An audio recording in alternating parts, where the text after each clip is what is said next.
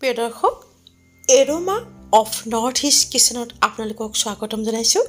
মই আজি আপোনালোকক পালেং শাকৰ লগত ৰন্ধা ভাঙোন মাছৰ আঞ্জা এখনৰ ৰেচিপি এটা দেখুৱাব লৈছোঁ।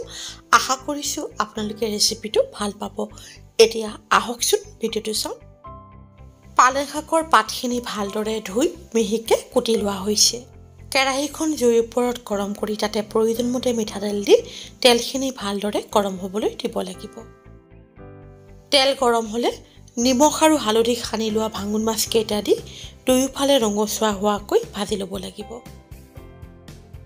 ভাঙোন মাছৰ সলনি আপোনালোকে নিজৰ পচন্দৰ যিকোনো মাছ ল'ব পাৰিব।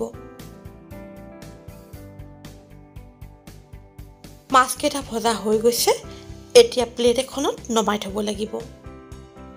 এতিয়া মাছ ভাজি কেৰাহীত ৰৈ যোৱা তেলখিনিত মেথি গুটিৰ ফোৰণ দি কুটি লোৱা পিঁয়াজ আৰু কেঁচা জলকীয়া দি অলপ সময় ভাজিব লাগিব।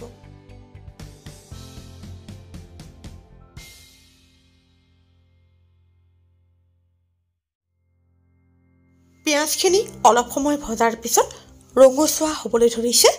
এতিয়া কুটি লোৱা পালেং শাকখিনি দি তাতে বিলাহী আৰু প্ৰয়োজনমতে নিমখ আৰু হালধি দি ভালদৰে লৰাই ঢাকি দিব লাগিব।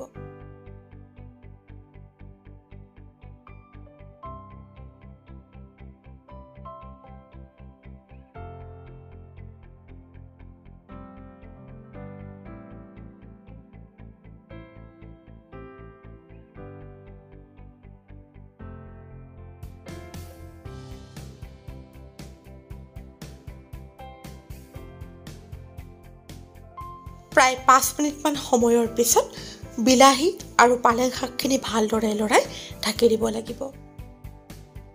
পালেং শাকৰ লগত ৰন্ধা মাছৰ এই আঞ্জাখন প্ৰতিজন অসমীয়াৰে প্ৰিয় ব্যঞ্জন বুলি ক'ব পাৰি।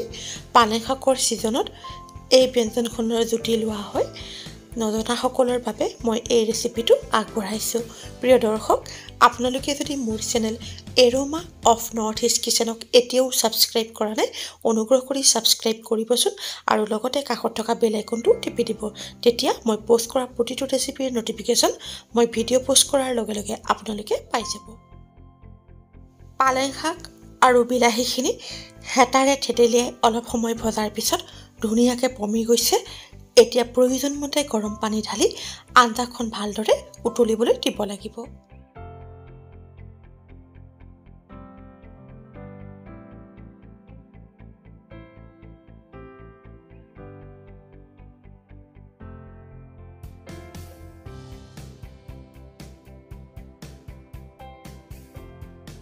আঞ্জাখন প্ৰায় 5 মিনিটমান সময় উতলোৱাৰ পিছত ভজা মাছখিনি দি আকৌ প্ৰায় 5 মিনিটমান সময়ৰ বাবে ঢাকি উতলিবলৈ দিব লাগিব।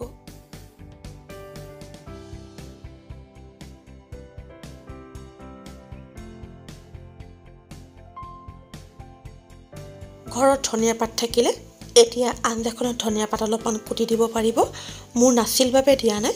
পালেং শাকৰ লগত ৰন্ধা মাছৰ আঞ্জা প্ৰস্তুত হৈ গৈছে। এতিয়া গেছৰ জুই নুমুৱাই দিব লাগিব। পালেং শাকৰ লগত ৰন্ধা মাছৰ আঞ্জা প্ৰস্তুত হৈ গৈছে। এতিয়া গৰমে গৰমে ভাতৰ লগত পৰিৱেশন কৰিব পাৰিব। প্ৰিয় দৰ্শক, আপোনালোকৰ যদি মোৰ এই ভিডিঅ'টো চাই ভাল লাগিছে তেনেহ'লে লাইক আৰু কমেণ্টৰ জৰিয়তে জনাবলৈ নাপাহৰিব। এনেধৰণৰ সুস্বাদু ৰেচিপিৰ ভিডিঅ'লৈ আকৌ আপোনালোকৰ ওচৰলৈ আহি আছোঁ। আজিলৈ আহোঁ। ধন্যবাদ।